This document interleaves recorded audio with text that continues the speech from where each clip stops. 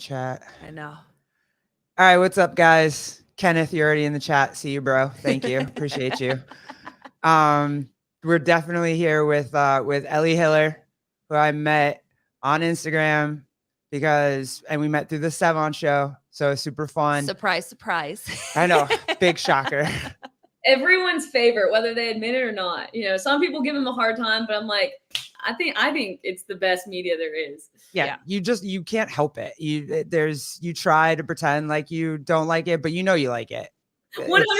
I'm like, all we want is people to be like unfiltered and honest. And you know, at the end of the day, some people don't like it, if it's not their cup of tea, they're not going to listen. But I don't want someone to just say stuff that, you know, they're just beating around the bush. I just want someone to be honest. So, and he is.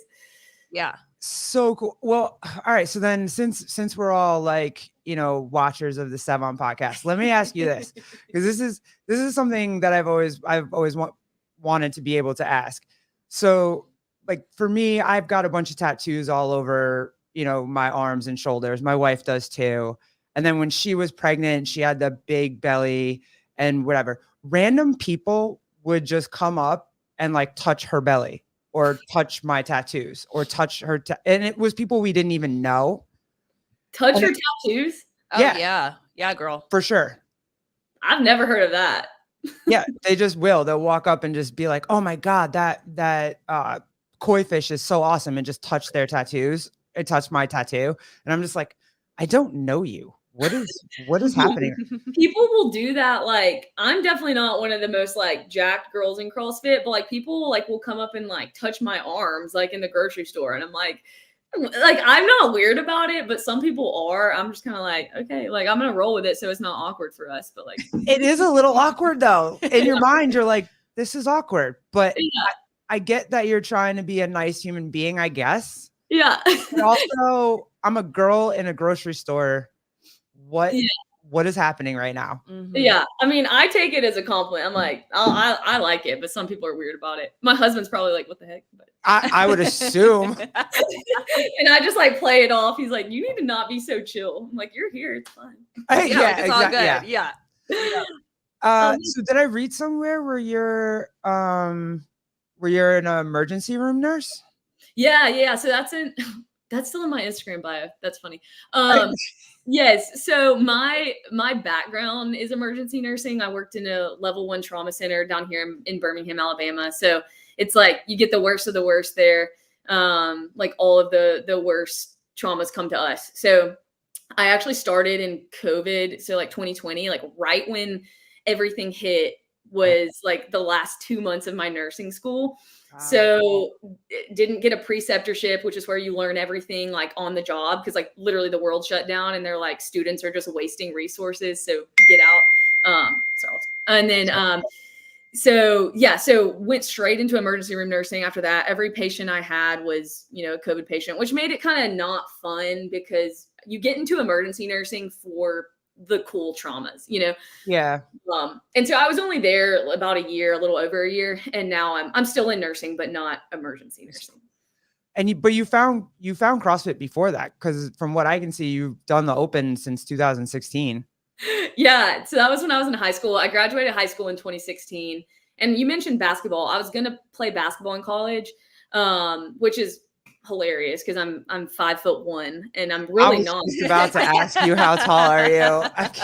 Yeah, I'm like, it's literally the worst sport I could have picked for my genetics. And I'm not like an explosive, like my vertical is terrible. I'm more of like an aerobic athlete. But I'm just like gritty and I loved basketball. So all that to say, I was going to play basketball in college at a smaller school, but then found CrossFit.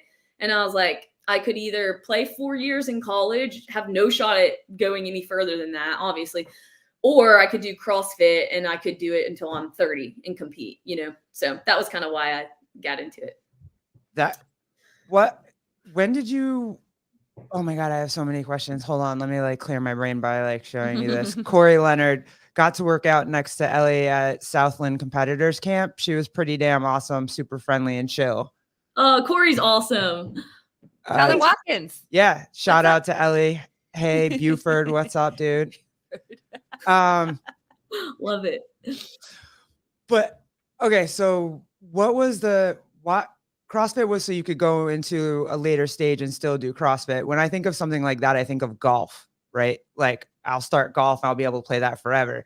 CrossFit and being a competitive CrossFit athlete, that was on your mind in high school, or that came later? Yeah, and what's interesting is you guys are probably familiar with just the trajectory of CrossFit since 2016. It's like now it's coming back, I think, to what it was in 2016 or more or similar in terms of like just the programming. But in 2016, I was like, I wasn't the girl Your walking. cousin's here.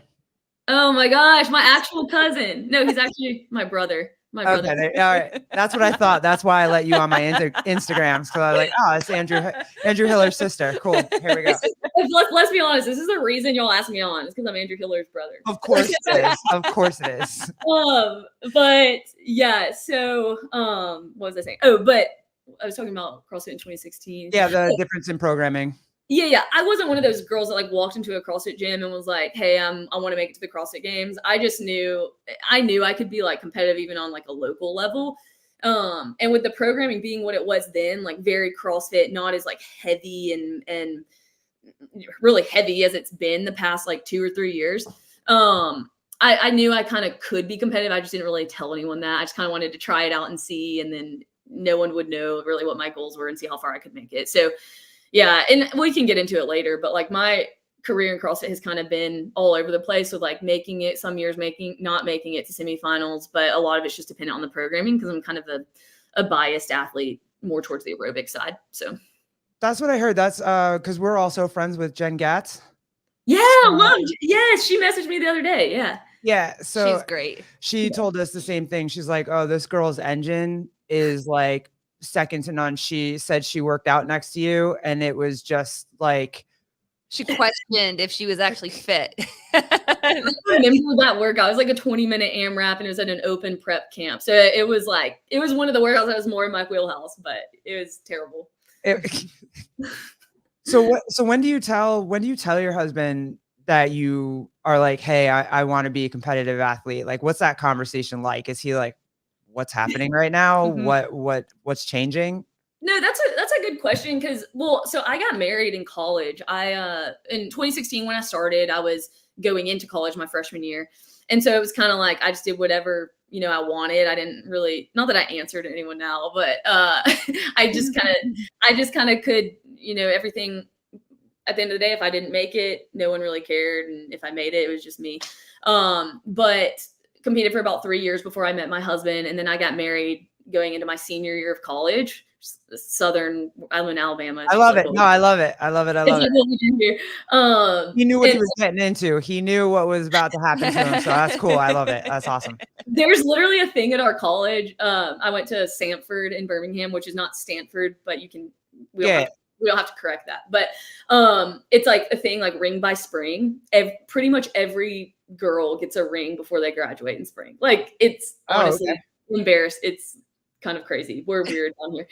But I fit the stereotype, and I told everyone, I'm like, I am not going to get married till I'm 30. Like I didn't really care. And then I get married going into my senior year. No, don't adopt that northern thing. Don't do that shit. You do exactly what you did. You're just fine. Well, I was going to ask you, because I also was young when we got married. You hear the stereotype of like, don't get married too early because you're going to miss out on everything. You have to do the college thing. You have to go away. You have to experience many different things, sleep with many different people. So did you ever get that backlash of like, girl, you're young, you're pretty, you're in college, like, why would you get married? Have you ever felt like you got that, whether for social media, friends, family, or was your family like completely supportive from the beginning? That's a good question because yes, I got a lot of it wasn't really like you're an idiot for getting married. It was more like, why would you when you could do exactly what you said? But to me, I'm more of like an old soul in the sense of like, I never, not that drinking's bad. I enjoy alcohol every now and then now, but like I didn't drink till I was 21 years old, like not for even religious reasons or anything. It was just kind of like, I didn't see a need for like sleeping around with people or drinking alcohol or like doing anything, like that, only because I really, really feel like I'm able to kind of see a little bit further down the road rather than like right in the moment. And I'm not saying that's bad for anyone if you do that, but for me, I think CrossFit and sports also like really saved me in that regard. Because I think it would have been easy to go around and do that had I not had like something driving me and like a goal of CrossFit and even just my career and stuff. It would have been easy for me to fall into that trap. Like because your friends kind of did that. You had a group of friends that kind of like went out a lot, maybe didn't have the same goals as you did, or just the pressure of the world and society that's like, you just should go out and party all the time. You should experience the college life. Like, where did you kind of feel like there was that noise and you were just like, it's cool, it's not for me? Yeah, good question. I really think my college that I went to, the university, wasn't really like a party school or anything. So it wasn't pressure there. But if I'm being honest, it was more pressure in the CrossFit world.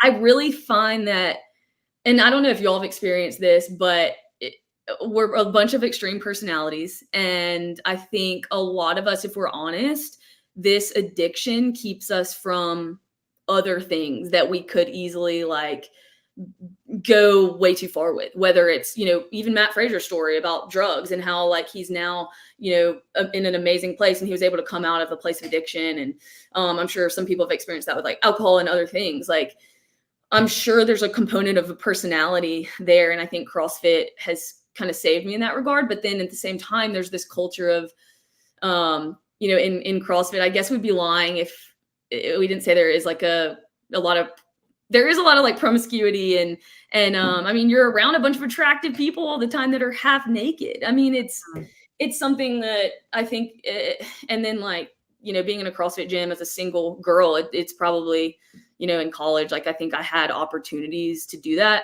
not because I'm anything special, but it's just kind of like, you're a rare girl that works out. Like that's not. You picked three very, very, like specific things at a very young age, right? Like you picked emergency room nurse, you wanted to get married, and you picked CrossFit as a sport that you wanted to, excel at and be a competitor in. Those are three things that you have to be very dedicated to and very driven and very focused at a very young age. It's funny. I was just talking to Tyler about this. Like, how do you get that driven and that focused so young? How is that? I mean, that's like you said, out of high school. Yeah. So I have a twin sister, and I really think a lot of it goes back to that. There's just an inherent competitiveness with a twin. When I think hard about it, that's typically where I circle back to, because if you really, I mean, you have someone that is your exact same age and the exact same family, that if they're achieving more than you just inherently compare yourself to them. And so, we both played tennis growing up, and she was a lot more naturally gifted than me, but I worked a lot harder. And she would say that, she'd tell you that. And I still wasn't better than her. And so, same thing with grades. Like she had my login to like RenWeb, which is where you could see all our grades. And she would be like, Mom and Dad, I got this point better than Ellie. And I'm just like, so there's this inherent competitiveness that I think is so good. But at the same time, like it forced me to work hard because she was just naturally better at everything. So identical twin? Very fraternal. Oh, okay. Yeah, we couldn't be any more different. She's super tall, blonde, tan. Oh my God. Brown eyes. I'm blue eyes. We're complete opposites. Complete opposites. Yeah. She's awesome though. She's my best friend. How do you navigate? Because, like Garrett said, you have three very strong pulls, I guess you can say, or strong commitments in your life between being married, your job, and then CrossFit. How do you navigate the sacrifices that you have to be able to thrive in each one? Yeah. Really good question too. Dang, y'all are killing it. Sorry. I love it. This is why I think I knew I was gonna like y'all's podcast, because y'all ask like, it's not just superficial questions. I appreciate that. Yeah. No, I think I take a little bit of a different approach, and I would probably be a lot better at CrossFit if I didn't take this approach. But for me, CrossFit has never been the ultimate thing or the only thing for me. And there have been times and strong temptations for that to become like my end all be all. Mm-hmm. But I feel like I have always understood that if I put all my eggs in that basket, I'm gonna leave like very unsatisfied and very unhappy, regardless of how far I make it. And and maybe everyone says I'm a realist when they're about to say something like negative, but honestly, like I really am a realist in the sense of like if I ever made it to the CrossFit Games, it would be a prayer, right? Like I would have to have perfect programming. And I think I'm not saying it's not possible, but I just really love this and it gives me a competitive outlet. And the platform, like of people it's given me in my life are really like why I do it. And I'm super competitive, don't get me wrong. But with that mindset, I think I've been able to understand like if my husband wants to go out for a date night and I haven't gotten my second session in, like that's on me, like I could have gotten it in at 6 a.m. I'm not going to go to the gym and go do a session instead of that. And so not saying I've done that perfectly, but I've just found that like having a career, making a life outside of CrossFit has really been how I just balance it. So Do you feel like that's helped you excel in CrossFit? you could argue that. I think in a way yeah, I think I could have been better if I hadn't done that. But then how long would I be in the sport? Probably not very long, I think that having a balance does allow for a little bit more longevity in the sense of like, if I fail, like last year I didn't qualify and I had qualified the year before. I was bummed, I was gutted, but like my world wasn't over. I had so much more to life than that. And I feel like it just I have to live there or else I'm so competitive that the temptation for me is to go all in and then I forsake everything else that matters in my life. Do you think that's something that's happening to our young girls that are coming in so young? And like you said, you came into the sport young, but you had other things that you were trying to do. You were focused on, going to college. You were focused on your husband, whatever else. Do you think that's something that's happening to our young girls right now? That's why we're seeing so many, like the burnout syndrome happen? Because they're I'm only dependent on CrossFit. Like that's it. I think if I were in their shoes, I can't speak to their situation obviously, but if it were me, like if I was as good as some of these girls that have taken years off, I would say yeah, because it's like I can't imagine uprooting my life at 18 years old, not having had a call like going to college, whether it's for a degree or just college experience or whatever. And it's everything. I mean, you move there and you've put so much on the line. And even just thinking about like me having to tell my family, hey, I'm not going to college. I'm doing this instead. And if that pressure just adds up year after year after year of like having to prove that it was like a decision that was worth it, that's tough. I wouldn't last very long, but that's just me. Ooh, good freaking point. Having to prove that the decision you made was actually worth giving up all that stuff. Right. Like if the sponsor Yeah.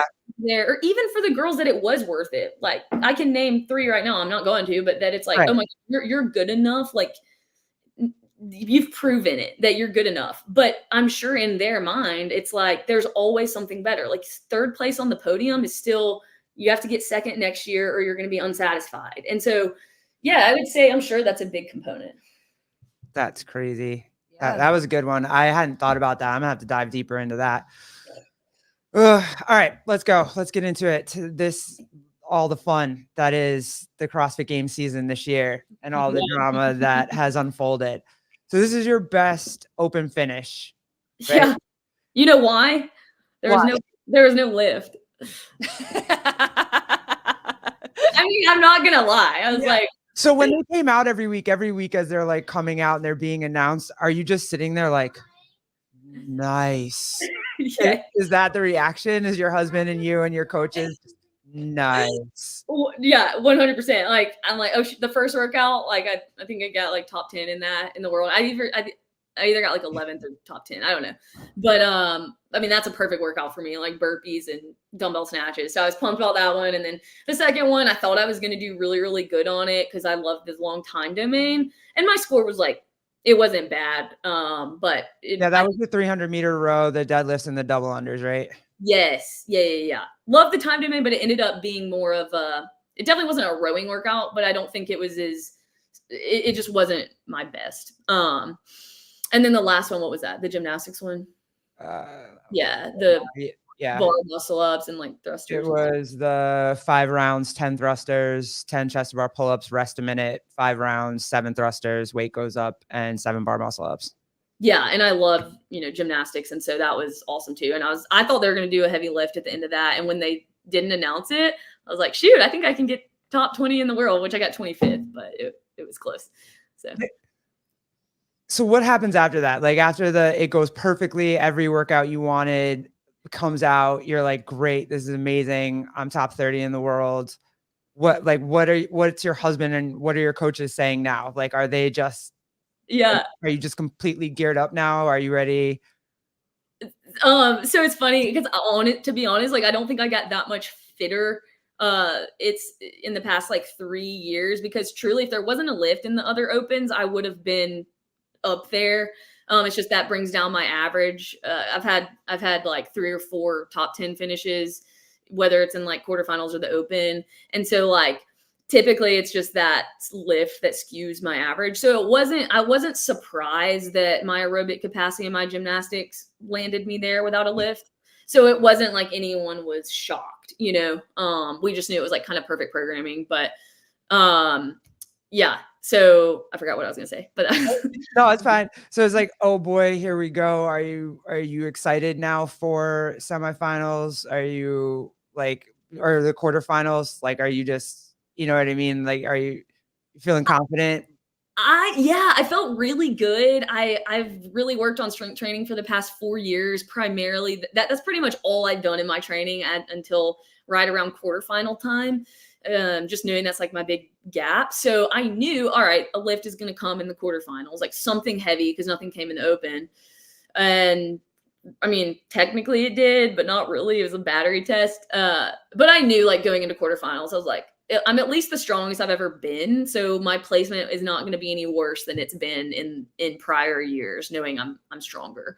So I was pumped. So do you like the version of quarterfinals?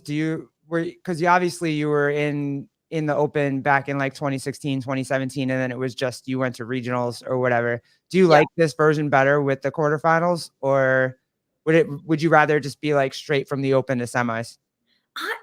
I liked it when it was from the open. Like I liked when the open mattered, but I wish there was a way to do both, where it was like top whatever from the open got something. Maybe it's even just like a seeding or a ranking system going into quarterfinals.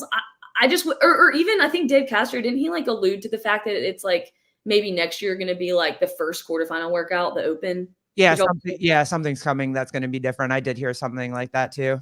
Yeah, I think that'd be really cool because it incentivizes people to do well and like have the open matter. But my only qualm with quarterfinals is that I just think it's too many days. Like I wish it wasn't that long to where everyone can do the workout 1,000 times. That just, I think, makes it to where whoever is going to beat their body into the ground the most and who's willing to do that has an advantage. Whereas I wish it was just kind of like you have time to do it once and see who's fitter. So do you think that it's harder because like this whole conversation of, CrossFit as a methodology and CrossFit as a sport? And so what seems to be happening is that both sides are trying to make the open matter. So for the affiliates and the methodology, it's let's get as many people involved in CrossFit. Welcome. Let's show like support. Everybody from around the world can do this. It's bringing the community together. It's a way to show CrossFit in its biggest light. But then you have you guys as the athletes that are like, you want the open to matter because some of you don't want this extra step. You just want to go right from the open to the in-person. Like you kind of don't want another online, competition, especially with all these penalties. So is it hard as an athlete to see why CrossFit's trying to make the open for everybody? Is it frustrating because you kind of wish it was like, and also do you think that there's a way that you could have both? Were y'all in CrossFit were y'all doing CrossFit when the open really mattered? Yeah, Like, Yes. 17 we started. Okay. And y'all tell me if y'all's gym was like this, but we had so much better engagement when the open mattered. Whether it was for, competitive, our gym was a more competitive gym, but it was like, because there was hype around it for the competitive athletes, there's hype around it that's contagious for the people that are just there for the classes, which is awesome. So I haven't thought a ton about it, but as an athlete, I think I wish CrossFit as a culture was still how it was a few years ago, in the sense of like the elite athletes came from an affiliate, right? It was like, you know, they were bred in an affiliate, and it was just a part of like the gym culture. And then the whole gym came and watched you at regionals. Like that's where I'm biased towards. And so I think also that's a component of why the Open, there was so much hype around it back then, is because the gym typically had someone to go support, whether it was a team or a person. And so, you know, they're rooting for those people in the Open, but because it mattered. And then they're also wanting that excitement is contagious. Yeah. I want to ask you one other question, but first to that, all of our coaches were the high level athletes. Like, there were a few high level athletes that just came to the gym but mostly it was like we got excited because we would do the Open and like scale everything and be ridiculous. And it, you know, we were just happy if we got a handstand push up, but then you got to watch your coaches throw down and beat each other up for whatever it was. And it was awesome. Like watching your coaches just smash it and, you know, have these actually finish the workout. Like they would finish the workouts with time to it was incredible. That's what made it fun. I think that's a great point. Like it was, at least when I started CrossFit, like the coaches and the athletes or the people I looked up to as an athlete was the head coach of the gym, or just a coach. And now I don't know if that's sustainable, because I've coached many years, and I think it is more tiring to coach a class in a CrossFit gym or multiple classes than it was doing 12-hour nursing shifts. And like, I'm not even kidding. I think it is, if you're a coach that cares and you're like mentally engaged and you're, you know, walking the floor and stuff, I think it's exhausting. And then not even to mention the aspect of like not really being able to turn off you're the coach mode, asking you questions when you're working out. So there's a lot of factors that go into that, I'm sure. But yeah, I think that was awesome when the coach was like the best athlete in the gym. Mm-hmm. Yeah, Jake, they represented their community. Now they're more interested in Instagram and likes. I can see that too. More interested in kind of, there's some setting up their phones and making reels or whatever the case may be. But yeah, I get that. And then make WODs great again, make the Open matter again. Maybe we're just all traditional and CrossFit, but this is how you know you're getting old school, is when you're like, nah, I just want to listen to my music from the 90s and I don't want to all this new stuff. I'm not into trap music, like whatever. Mm-hmm. I'm with you on that. I only listen to country though, so I don't know any other music. Yes, there you go. Good girl. Married, country music, CrossFit. Yes, here we go. Yep. Oh, the other question I wanted to ask you too was, since you went through both like straight to semifinal or straight to whatever regionals at the time, and now there's quarterfinals. Does quarterfinals take everybody likes to talk about it, but does quarterfinals take a toll on your body at all? Like, is that like, is it? Because everybody wants to say no, it doesn't, whatever, these athletes can do whatever, blah blah blah, but like having that in between the two. Yeah, I mean, the Open is pretty, it's fine right now, because I mean, it's not hard to make the cut. I mean, if you're trying to make it semis, but man, at least for me, quarterfinals is the most stressful part of the entire season. I'm not a games athlete, so I'm sure they would have a different answer, but it for most people, it's like their CrossFit games to go to semis, right? That for me, like being honest. So it's the most stressful part of the season for sure, especially emotionally more than even physically, I think. So how are you feeling after these, like as you start finishing these quarterfinal workouts this year, you know, the minute of snatches and the box jumps, and as you're finishing all these workouts and whatever, like what's your confidence level like after you're finishing these quarterfinal workouts? Are you finishing them and just like, yeah, I smashed that, whatever, like no problem, don't have to worry about anything? I think it's funny because I mean, the workout that I knew I was going to smash was the burpee box jump over wall ball one. And I finished that and I was like, it's not going to, I'm like, what? I said that was a gross workout. Okay. And this is just how weird, like different athletes with different energy systems, like that was the only one that I wasn't like dying after. But I mean, my time was like, it was like 9. I think I got like 7th in the world or something on that. I got 3rd in my region, but like, I literally, that's the kind of workout I'm good at. And so I just knew I was going to do good, and I finished and I was like, that's not a good enough time, but then it ended up being good. So it's just, and then Did you, just for funsies, did you see Taylor Taylor. die on that workout? Fall off the box. Off the box? I was gonna freaking pace off him because I know he's like such a amazing burpier, and I watched him do that, and I was like, holy crap! Like maybe I shouldn't pace off. yeah. I mean, like that was I don't know what having is. I'm sure he was just like didn't have enough. That was the most awesome freaking moment ever. I think it was planned. I think he planned that.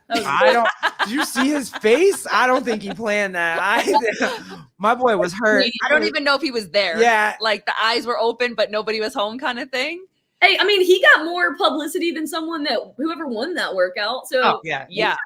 Good for him. Sure. Did you beat him? Do you know if your time beat his? Yeah, I was like 15 something, like 15:52, I think. And he was like, I mean, he was like, would have done so much better if he hadn't have, I'm sure. Cause I've seen him work out and I've met him at Crash and he's just like insane. But I think something was going on with nutrition there. I don't know. He was like 18 minutes, I want to say, or 17.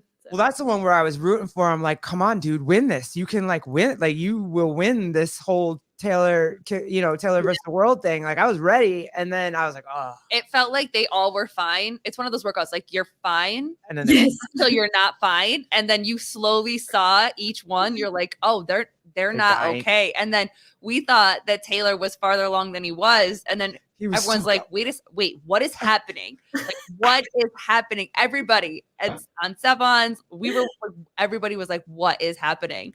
With that being one of your favorite workouts, and like you were saying afterwards, you felt great, but then you were questioning your time. Do you feel that a lot on workouts that are your strength, like that you're strong at? Do you kind of put more pressure on yourself or criticize yourself a little bit more on the ones that you should be really, really good at?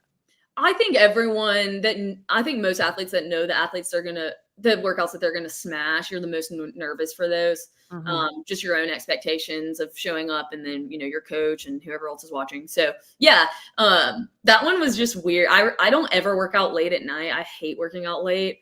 And just with like the logistics of classes and stuff, I had done a workout that morning, and I took like a scoop of pre-workout at like 5:45 at night, and I was just like, we're just gonna do this. I didn't sleep the next day or the night at all, but yeah, I think that kind of numbed the nerves a little bit. Just pre-workout, start the clock, and don't think there was nothing to strategize. I mean, it's right. Ball balls and reduction. Yeah, I was gonna ask you, like, on those workouts that you should smash and you're nervous and all those type of things, do you have like a routine or a checklist that you kind of go through to mentally get yourself prepared? Or is it really just as simple as like the pre-workout, the warming up, 3, 2, 1, go? Like, you got to just kind of jump in the deep end with no life vest on? Yeah, it depends on the workout. With a workout like that, though, I'm gonna overthink it if I don't just like start. It's just that one's just how much do you want to hurt? You had to be smart about the wall balls. Like, if I, as a 5'1" girl, came out doing unbroken sets of 50, which I could, I would have had a terrible time. So you have to kind of play that game. But yeah, and I come from Training Think Tank, which is like they're like the brain. They're like the nerdy CrossFit. I would say it to their face. But I intentionally chose them because I'm the opposite of that. Like, I don't really I don't think a lot about the strategy. I'm just like, go hurt and work really hard and be gritty or whatever. But, with CrossFit, especially as of late, you can be a lot less fit than someone, have a much better strategy, and beat them by 3 minutes, So I've learned a lot from them in that regard of like getting smacked around by people there that I know I could have beaten. And you're not on site, right? Like you said, you're not on site. So do they just send you like, hey, this is what I think you should do? And you're like, no, I don't think I should do this. And they're like, yes, you should do this. And then you do it. Do you have a very patient coach? Or do you have to like redo the workouts after? Cause you're like, oh, I tried it my way and that didn't work out. It's more so learning the hard way. My coach is Kyle Ruth. He's awesome, but he's not gonna like force a strategy down my throat. Honestly, we don't even talk that much strategy compared to some of the coaches there that are like super analytical, and they're like, this is when you're gonna break, you got like all this stuff. And I appreciate that about Kyle, but I've had to learn the hard way. And at Crash specifically this past year, there was a workout it was like the handstand obstacle courses that JR set up. And I knew I was going to do good on that one. I think I got like second, but there was a girl that beat me from Training Think Tank, and her coach were like, so on it. And, you know, she had intentional breaks like before every obstacle when she easily could have done the whole thing unbroken. And I'm out there just like, I look like the idiot with no strategy. And I did decent, but like she beat me significantly, just like being super smart about when she broke and stuff. And I was like, okay, you know, I learned the hard way, but it's fine. So was there a workout? Say that again. Sorry. I was just gonna say it's not just her strategy. She's like stupid fit. But. Hey, oh, of course. Yeah. Yep. I get it though. Was there a quarterfinal workout that you were like super scared of, or again was it CrossFit programming and they came out and you were like, yeah, here we go? Did y'all do any of them? No. Okay. No. Okay. Just curious because on paper, you what? We watched other people do them. Okay. I mean, hey, I'm sure that it was a good watching people do them is exactly how it felt. Especially Taylor. But Yes. the lifting one I knew was going to be my worst, but it's kind of best case scenario for me, a battery test, because I can move a high percentage a lot better than a 1 rep max. So that one I was like nervous for, but kind of expected it. The one that literally the worst workout I've ever done, which people are surprised by, I think, because on paper it doesn't look bad, but is the Fight Gone Bad one. That was the worst workout I've ever done. Yep. Like it was so painful. Oh my. I don't even like fight. Well, actually, I do like Fight Gone Bad. I like the original. I do that. Fight. I do like Bad. Yeah, but that one was horrible. Like, no, thank you. I've never done Fight Gone Bad, but I like know the structure of it and stuff. But it just, I mean, that if you're taller, that workout was a little bit easier. But it was just, it was awful. It was so. How was it? Step ups. Oh my gosh, I mean, my brother said that my reps were good, which is all I care about. But yeah, no, I didn't get docked on the step ups, thankfully. So yeah, who's videoing you? Who's filming you? Who's moving around? Do you have like moving cameras and like this whole video production to be able to let CrossFit? Do you have one of those? Do you have one of those judges that now is like a professional judge that CrossFit dinged all of their judges as well? Did you have one of those judges, or did you just have an in-house judge? There's actually one, a guy from our gym. He's just a gym member and he's part of the AFJ now, but he wasn't in town, so he couldn't judge me. But I just had someone who was did the judges course, which apparently we know now that doesn't really matter. But yeah, thankfully I didn't get dinged on anything, but a lot of it came down, I think, for people to camera angles. So in hindsight, it would be better if you could have someone like hold your camera and move it, you know, the whole time. But it's like, if you think about it, people that have jobs and like, I didn't have people. Yeah, you need like a whole production team to be able to get the angles of the camera and the you know, all that stuff together. That's not easy. 100%. I felt bad enough getting someone to come up to judge me that was certified. I'm like, I'm so sorry. I know you have a life, but like this, it was just, and then you had to have someone do your camera and do all this stuff. So yeah, it's easier if you're at a like facility like Training Think Tank where they have all those people there for you. But yeah, it's a production. We look so extra. Like all these, like I remember the ladies class at our gym, they have no idea really what's going on with actual, like with CrossFit. They crush it, but they're at 8:30 in the morning and I came in and like they saw all this going on and they're like, what the heck what are y'all doing? Like, why are you videoing? Like, why is this occurring? I'm like, I'm sorry, just don't worry about it. So how do you find out? Who tells you when all of these like penalties start coming down the pipeline and you see all these high level athletes just start plummeting down the leaderboard? Who tells you? Do you just happen to see it on Instagram? You're like, what is happening? Does your husband run in the room like, oh my God, Ellie, get up right now. We have to go look at your video right now. Like, what happens? How do you find this out? My husband wouldn't know where I was ranked if I didn't tell him. He doesn't. He loves CrossFit. I mean, we were on a team together before at semifinals, but I mean, I'm so glad he's not worried about it. I had to tell him everything. But yeah, so I have a lot of, you know, friends in the space. I did the workouts with a girl who's a perennial semifinals athlete. And so people keep me updated and there's texts and all that. But yeah, I mean, I was checking where I was, and then it's like I would move from like 20th to 37th to like you're shuffling around, and I was like, wait, I didn't get any penalties, and then you start seeing who is getting knocked out. But I mean, people aren't a stranger to sharing on social media, so you see a lot on there too. I even texted you, and I was like, wait, I just saw your name. Are you in? You're like, well, it's not finalized yet, but it's kind of looking like it. So I'm like, well, I'm sitting on pins and needles waiting to see if she gets it. Is she sitting on pins and needles waiting to see? Are you just spending a week waiting for them to finalize this leaderboard? Like, oh my God. Yeah. I mean, my coach was like, don't look at the leaderboard, the rest of the week. I'm like, okay. Like I looked at the leaderboard every day, but I wish I had listened, but I didn't. And so it's just like, yeah, I knew people were going to get hit with penalties. Like it happens every year. And I'm more of the camp of like, let's be harsher than too lenient. And I mean, I would still say that if I got the only penalty I've ever gotten, I think was like maybe like 3 years ago, it was like pistols or something. Everyone got penalized on it. So, I mean, I'm saying this having been someone who's gotten a penalty, but I don't know. I get that the camera angles and all that are an issue and that some people are really upset about it, but I'm just kind of like, if we're going to do online qualifiers, let's at least hold a higher standard than a lower one. And then some people slip through the cracks. This is my dude. He brings up something and I want to ask a question about this. Jeffrey, what's up, dude? There were several AFJ judges at TTT and you didn't have one of them. So as I'm seeing this kind of all unfold, I wonder if they hit those judges on purpose. Because it felt like every video that came out that got dinged was either an AFJ judge or Hiller, like your brother.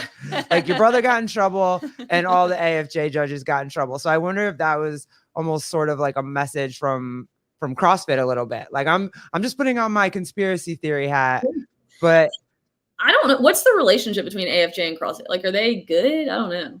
Well, from my understanding is that they just were trying to help and put together a professional judging squad. Yeah, to be able to go to the camps and the professionals and whatever. And then the judges course, just the regular CrossFit judges course was for the everyday affiliates but to help with the camps, I think is pretty much what they were. Yeah, they're supposed to set up the camera angles for you. They're like help you like check back with CrossFit, find out if somebody has a question. They'll get the like question go answered. go through the rule book, like Yeah. all that, like really dive into all of the stuff so that there's no stone left unturned. And then all of a sudden, every single video with a judge with an AFJ shirt on was docked like 40% of their score, and I was just like, yeah, oh damn, that I mean. That's a good point. I mean, and then that brings up the question of like, if these judges are the ones that are the CrossFit Games, like let's trust them over a camera angle. So I get that for sure. I don't know if there was like any animosity there. I don't know. I'm sure with Hiller there was. Yeah, yeah. I'm sure they wanted to ding him even if he didn't do anything wrong. Yeah. As good as he is for the sport, I would say that. So yeah, I don't know, but yeah, I think Training Think Tank had like one of the least amount of penalties, at least from what I heard. I don't think they had many people get dinged, whereas there were some camps that like it seemed like every single person got dinged that had an AFJ judge. So. Yeah, it really was. It was super weird. I had to keep going back and watching. I'm like, oh yep, I see that shirt. Oh yep, I see that shirt again. And it was just like, oh, and they fell 600 spots. I'm like, yeah, wow, yeah. Well, and the crazy thing, like I did it on site at Training Think Tank last year, and they had AFJ wasn't a thing, but they had judges that were like CrossFit Games semi-final levels judges that they paid to be there. And I mean, they were no repping people like crazy on site. And so it's like, they really are holding the standard to like, there was like a dumbbell snatch I remember where it was like literally you would have had to slow down to like 0.2 speed to see that one head of the dumbbell touch before the other. And like my judge was like, no rep. I was like, all right, cool. Like I'm down with that, but it's not like they're letting you get by with anything. So it was interesting that they still like penalized all the AFJ judges, but I don't know. Welcome, Jan Clark. We have the better looking Hiller on the show this evening. I see. Yes, we do. I'll take it. Do you think that what do you think that CrossFit could have possibly done to limit the amount of penalties for this? Because some people were saying like it's a step up, like you're going to penalize people on such a simple movement like that. Do you feel like that a specific that was kind of genius though, camera angle, like you need to have your camera here for these? Like, do you think that there's one thing that CrossFit could have done to try to prevent all of this? Or do you feel like it's more of a statement, kind of like you said, like it's an online competition, you have to be a little bit harsher on it because you don't want to be in person? Yeah, I mean, part of me wonders if they wanted to show like, hey, we're serious this year. Like, let's put a movement in that, is potentially controversial. I don't know if they would intentionally do that, but they've gotten flack before for not judging harsh enough. So maybe they're like, we're gonna make a statement this year. Everyone says, yeah, it would be easier if they did a box step over though. I mean, there's no way you can really cheat that or do that wrong. So yeah, I would just say, I mean, the workout would have been just as hard. Like, let's just do a step over. But Yeah. I mean, that's no new insight. Everyone's been saying that. So yeah. Whatever, it makes it fun to talk about. I say just keep doing it. Just keep putting in like air squats and letting us like get something to talk about. It's fine. I mean, like, what is that thing about like even bad publicity is good publicity? It's like, sure. I don't think there's been this many shows or conversations or Instagram sob stories over CrossFit. And I'm sorry, I shouldn't have said that. Do you want to bring that up? We can talk about it. I'm it. happy to talk about Yeah. it. But like, you find it there. I don't know. I mean, it is getting so much publicity. So I mean, yeah, maybe they wanted it. Yeah, good point. If they needed outside media to like push the story and push the narrative, like having a bunch of people upset on Instagram and then a bunch of people coming to their aid, and then, hey, why are you getting so like crazy over box step ups? Yeah, I mean, yeah, sure, that makes sense. Good call. I mean, it brings some spice to the. I mean, you hear Savon say all the time. He doesn't even know half the people's names or really care what the workouts are. He just wants the tea and the drama. I'm like, you're right. Like that's what makes it exciting. Like we're just working out. Like we're just working out fast. Like that's can only be so fun to watch. So sometimes you need some drama. I don't know. Get with the programming next year, push-ups and kettlebell swings. Yes, let's go. Let's have all of the things that can potentially be a disaster for judging, and let's just do it. I mean, they want it to be a professional sport, right? And what is better than having media drama about your sport? 100%. Well, hold on. I got this I don't know if you've seen this, but I would love your feedback on this. Adrian Conway. Have you seen this post? Oh, I did. I love Adrian. His stuff is good. Yeah. Y'all should complain. Yeah, I saw that. I don't know how to make it bigger, but it says, y'all sure do complain a lot.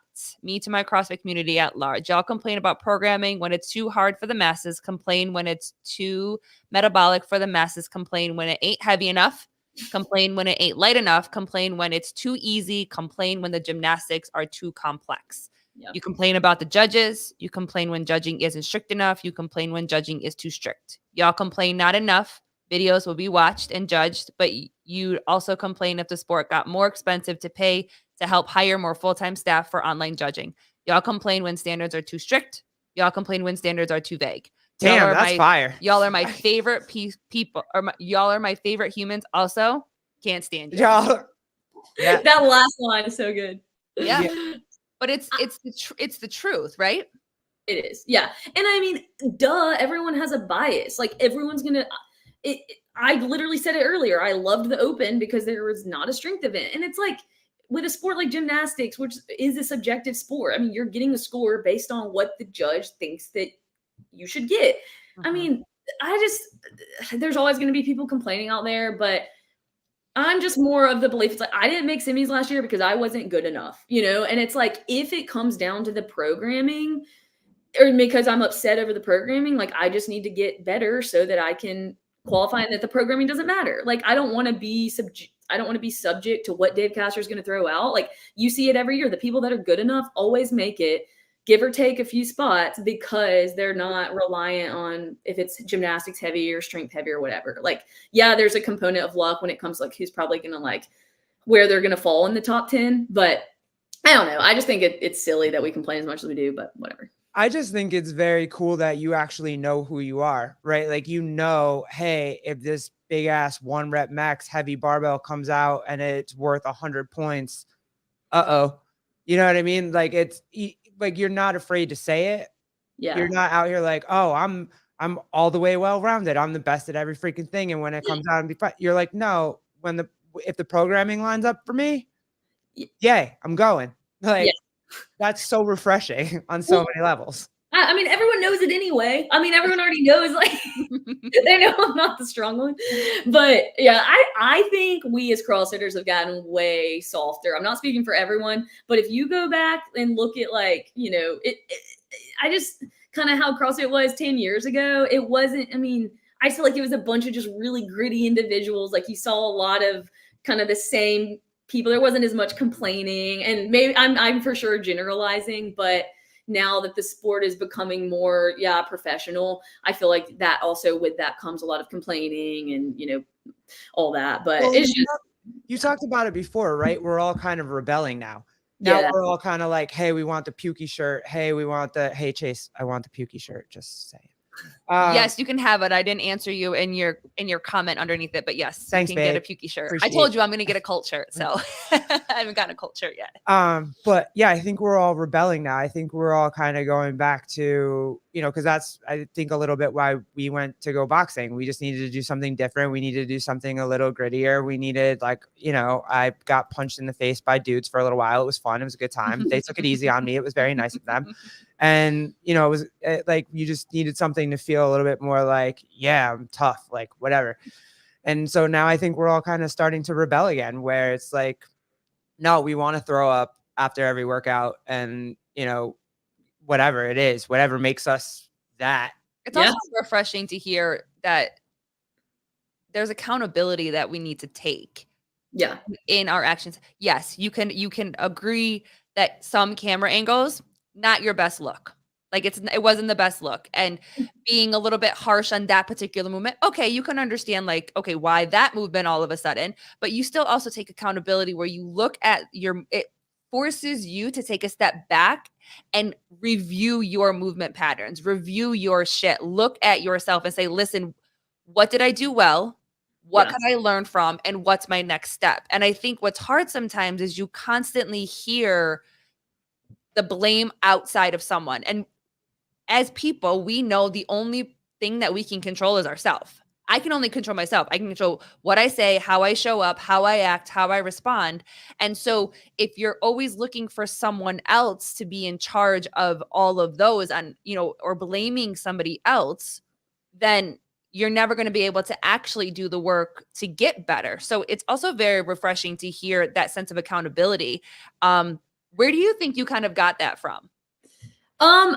So I mean, and I'm not perfect at it all the time, but nobody is. Yeah. I try to be good about it, but I really, my parents for sure. I mean, literally my dad, the only phrase I remember him saying to me in tennis and basketball is like, you're a winner, or Torrance's, which is my maiden name, or winners, not whiners. And so anytime like I would complain about anything, like it was just like, he would say that. And it's like, I even think about my favorite athlete, Kobe Bryant. Like I love the way he thought. And I remember an interview after a game where he was injured for sure, and he lost the game. I think it was a final NBA final. They ended up losing. He was crying in the interview. You could tell. And they were like, does your injury have anything to do with this loss? Or maybe it was an injury of a teammate. And he was like, there's never an excuse for losing. He was like, I just need to go and get better. And he legitimately could have said that the injuries had an impact, because they did. But if you're good enough, like, hopefully that's not really going to matter that much. Like, if you're good enough, it shouldn't really matter. So, or if it does, no one wants to hear an excuse. I mean, just say you lost. And so, I don't know, maybe it's just a part of also like a nature and nurture, but I just find the athletes that I respect to be the ones that, like Pat Vellner, who can acknowledge, hey, like, yeah, some of my step-ups weren't great, or take ownership. I don't respect the athletes that are like, it's everyone else's fault, even if they're the best and they're amazing and I respect their athletic ability. I would choose the athlete that's like 40th at semifinals, but has a mindset that can like take ownership and understand where they maybe could have made a difference, rather than like it being the judge's fault. So that's just me personally, though. That's cool that you brought up, because that I also too, that's why people always tend, or at least my generation always tends to go back to Michael Jordan as the GOAT. Yeah, he is. It's not LeBron. I'm sorry, not. He did all that stuff. He would walk around. No need to apologize here. You're not alone. You're in the right house. You're in the right house. LeBron is not it. He's good though. Of course he is, but like Jordan used to walk around all the time and like find ways to be pissed at somebody so that he could go out and torch you every night. Like, oh, I'm gonna make you pay for this. Nobody did anything to him, but he was like, nah, I hate your guts right now because you didn't talk to me yesterday. Like, and that's just what you want. I think that's why we're rebelling back and just being like, hey, we want that mentality back. We want that, like, Yeah. I'm just, even the trash talking. I don't even mind the trash talking anymore. Like, let them trash talk then. Let the, you know what I mean? Like, obviously there needs to be some sort of etiquette, but no, if you want to be like, hey, bro, I'm gonna torch you right now and what, like, that's not, you're not Oh, being a bad dude. yes. And I would say the athletes that have something to prove, use Colton Mertens for an example. I feel like he gets a lot of flack No, Kenneth. No. Steve Nash. I love Steve Nash.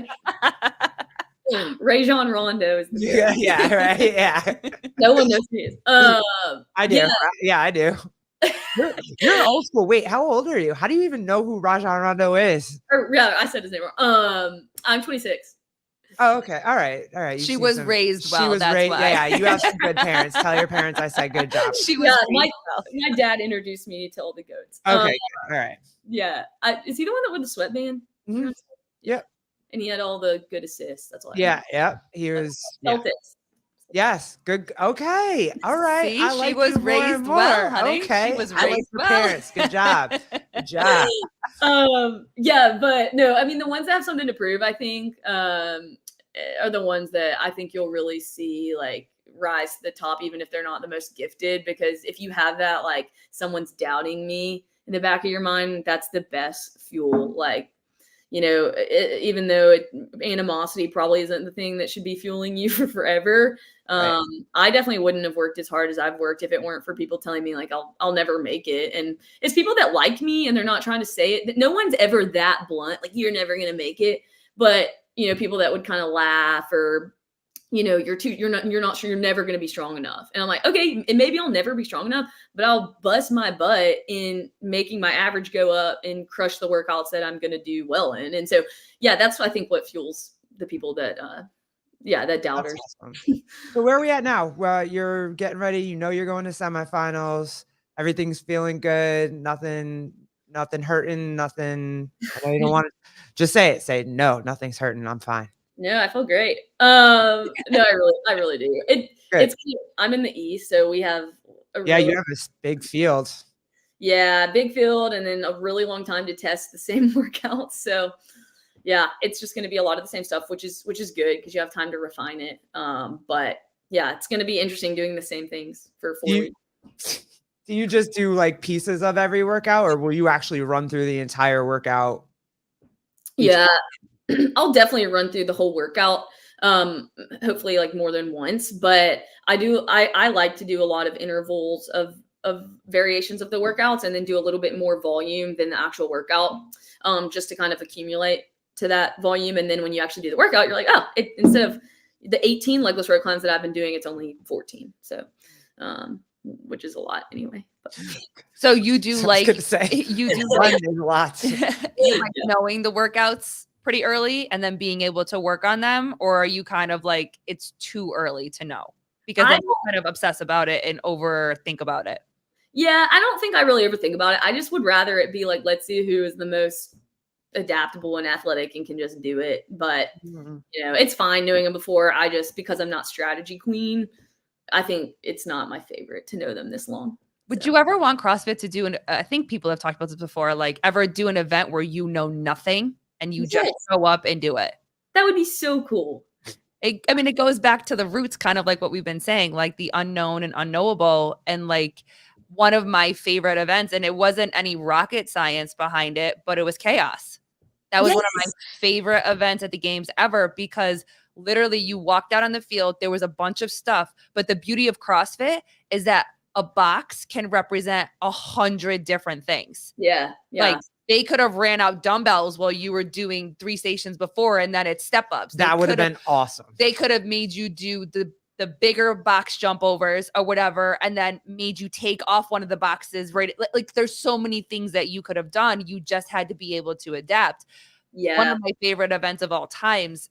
I wish CrossFit would do more of that, or would love to see you know, a complete unknown and like they tell you like to bring a jump rope and that's pretty much it in your grips. Well, you weren't supposed to get it this early. They leaked their That's right. the workouts, and then Hiller put them up on the. Hiller released them. Let me get it correct. Yes, Hiller Yeah. released them. Somebody leaked the workouts. Hiller released them, and then all of a sudden, you had CrossFit like put them out super early.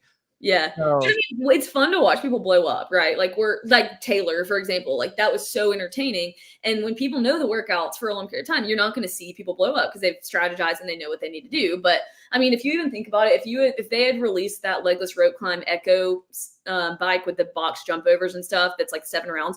If they had just released that on the spot and said, go do it, people would literally like be crying on the floor under the rope because they'd be failing, you know, they'd come out too fast on the Echo. But now we have the time to find our perfect Echo pace that if you go above it, you're going to blow up on the rope. So I think it's fun and entertaining, but I get where they're coming from. We want the athletes to look really good to be a professional sport. So I get both sides. Well, what did you think of the medley, the skills medley?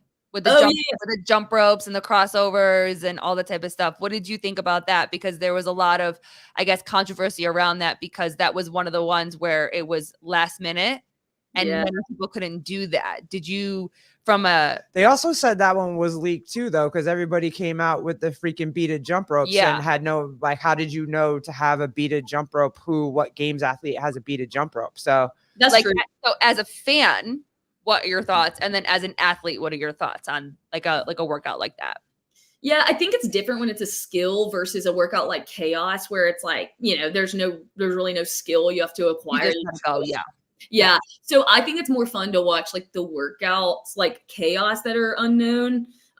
Whereas like with the skill medley, it was kind of anticlimactic because a lot of people couldn't even do it. And so it makes the athletes look bad. And then it also just isn't fun to watch because like 2 people got to the parallel handstand push-up thing. Yeah. Where like a lot of them could have done it and that would have been really fun to watch. So yeah, you could argue the order. Maybe if the jump rope was like last, that would have been okay to watch people be really mad that like had just done like a really hard skill on the parallel traverse and then can't do a freaking, you know, double under cross.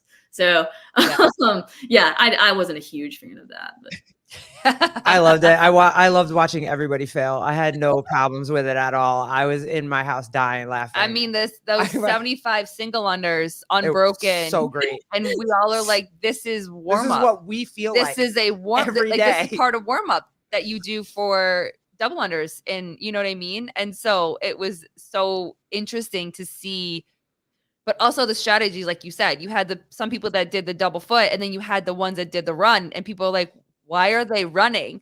And I'm like, because that's part of the warm up that you do. You do the double, you do the leg, you know, all that kind of stuff and whatever. So, but to see them fail on single unders, I think was like, holy crap. Like, yeah, that was like the skilled athletes like moment to shine. Like these athletes can't, you know, I'm like, hey, don't skip the basics. I was skipping single unders for a long time until I saw that. I was like, this would be so sad if you're like, I'm doing single unders every single day.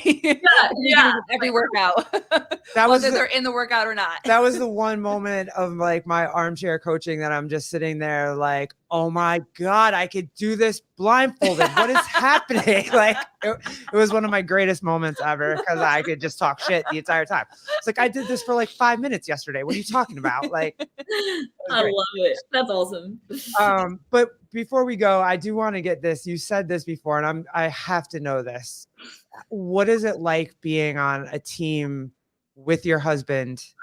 Were you trying to get to regionals or how does this work? Yeah. So my wife and I can't put a TV stand together, but you guys are on a team competing. Why don't you ask our other 2 teammates how it was? Because I think that's a better question. Like, I'll be honest, I never had teams in the card. I never wanted to go team, just knowing I'm kind of a liability because if something heavy comes up, it's just, you know, I might not be able to do it. So I never really, it was always individual as the goal. And then I did qualify individual. I was like, all right, we're going to go on a team. And we had a really good team. Like we were good. We just didn't expect to go because when I didn't make it, I was like, all right, I'm good now. But it is like my husband and I don't really like fight that much. But when we were like we really don't fight at all, but like when we were on the team together, it's all my fault 100%. Like I would get so upset because like all the stuff I'm good at is the stuff he's not good at. And so like it, you know, if you go back on some of the footage of, it was the Mac, like they have the camera on us the whole time when we're like not even winning the heat, because like there was one time my husband like threw his hat on the ground because I like was like telling them to pick up the worm, like we were fine, and he was getting pulled in a bunch of different directions because one girl was like, come closer to me, and I was like, come closer to me, and he's just like, I'm done. So it was so fun. It was honestly, I'm making it sound worse than it was, but any couple that can be on a team together, I have respect for you. It's tough. There's always one thing though, because we don't argue very much either. Like we know how to speak to each other. We know how to communicate with each other, even if something's wrong or whatever. So we don't really fight either. But let there be some form of like kitchen cabinet or TV stand or dresser that I have to put together. She doesn't want my help. And she tries to help me. She don't want my help. Oh. All of a sudden, it's like any communication skill that I've ever learned in my entire life goes out the window, and I'm just treacherous. So like. And it's like one person is like actually doing the work and the other is just like coaching and they have no idea what's going on. Like my husband mounted a rig in our backyard literally yesterday or 2 days ago. And I was out there and he like wanted me out there the whole time in case I needed to help. But I was like so unhelpful. And it was like, I mean, like the amount of times I was just like giving advice and I had no reason to be giving advice. It's terrible. I'm like, you just need to go inside. I just need to go inside. She reads directions. She'll literally go in the box and get the directions out and look at me and start I was like, if you don't get those directions away from me right now, like I don't care how many pieces are left at the end. There could be 5 pieces. It's fine. They weren't needed. They're not needed. It's fine. It's no big deal. It's just a suggestion. It's not. It's not actually real. Yeah. Well, how do you guys? I guess this will be our last question. Because you obviously have your job as a nurse and CrossFit, and then your husband has a very successful career too. He's a PT. Yeah. So his schedule must be crazy too. Yeah. How were you guys able to navigate your successes and also be very successful in your marriage? What do you think is like the number one thing that allows you guys to live out your passions and your dreams individually, but still be able to have a rock solid, successful marriage? Yeah. I am not just saying this because this is the answer people probably think, but really it's our faith. If I didn't have like our faith kind of undergirding everything, it would be really difficult to do anything well. And I don't do a lot of things well, but whatever it is for you, like for me, it's my faith. My husband and I are both Catholic, but if whatever it is, I feel like for people, if you don't in my opinion, if there's not something like bigger than yourself that you can look to, it's just, to me, it's like really hard to find meaning in anything. But that's my answer. And so God's really good there's times where we do really bad and he sustains us. So that's my answer. Yeah, I love that. And you feel like he centers you even when you guys are in different places, almost like a communicator, like a third person to kind of root you to be connected, even if you're doing what you're doing and you're busy and crazy and his schedule is busy and crazy. You still feel very much connected to each other through your faith. Yeah, 100%. And it's just kind of like if things in life don't go well, which they do a lot of times, like when I don't qualify or when business isn't going well, it's not the end of the world. You know, there's something like so much better in our life that like we have to live for. And I just, I find it that's how we met. And so it's something that's like just really important to both of us in our life. But we're thankful for all the other things when they go well, when they don't, but it's nice to have a level of consistency that can never be like taken or changed. So that's awesome. That's awesome. I'm also glad to be hearing that more and more as of late. Just no matter what you find, you're finding something that's bigger than yourself, that it keeps you on the right path for some, like it just does. So 100%. Yeah. You guys ask amazing questions, by the way. Y'all are like, Bernie Bannon, I understand that I'm the DEI spouse. I get that. And that I should never build anything and that Colleen should build everything with no extra. Yes. I'm also with you. No, Bernie, I also do not want that responsibility. I have released that responsibility. I don't want to build shit. I just bring the shit home.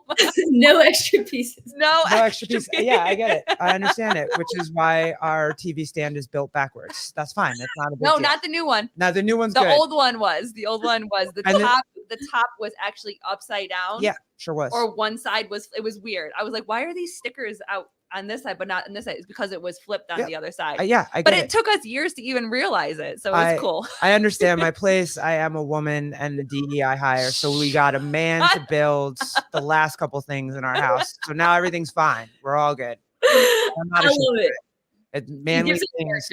Yeah, it does for sure. I keep trying, but but girl, this was so much fun. Thank you so much. You're just as like fun as you are in the DMs and like on Instagram. Like this was really cool. So I appreciate you guys. You guys are awesome. I appreciate y'all having me on, and y'all are doing a great job with the podcast. I enjoy listening to it. I can't wait to DM me after. Obviously I'll be watching like crazy. Yeah. You're in the East, so you're on my time schedule. Yay. Yeah. So I'll get to see everything.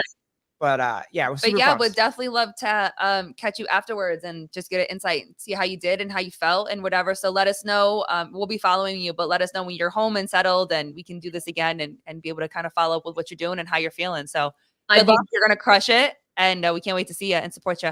Thank you guys so much. Bye, girls. Awesome. Nice to meet you. Nice to meet you. Bye, y'all. Nice to meet y'all too.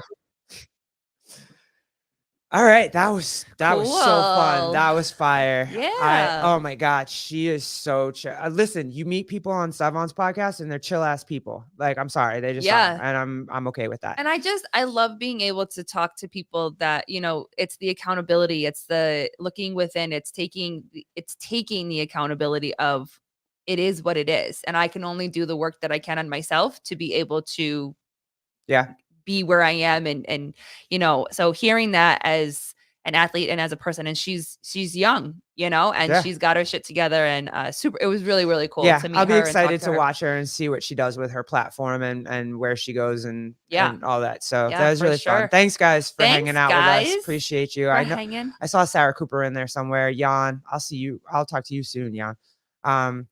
Get with the programming, Bernie, Madeline Adams. Thank you guys.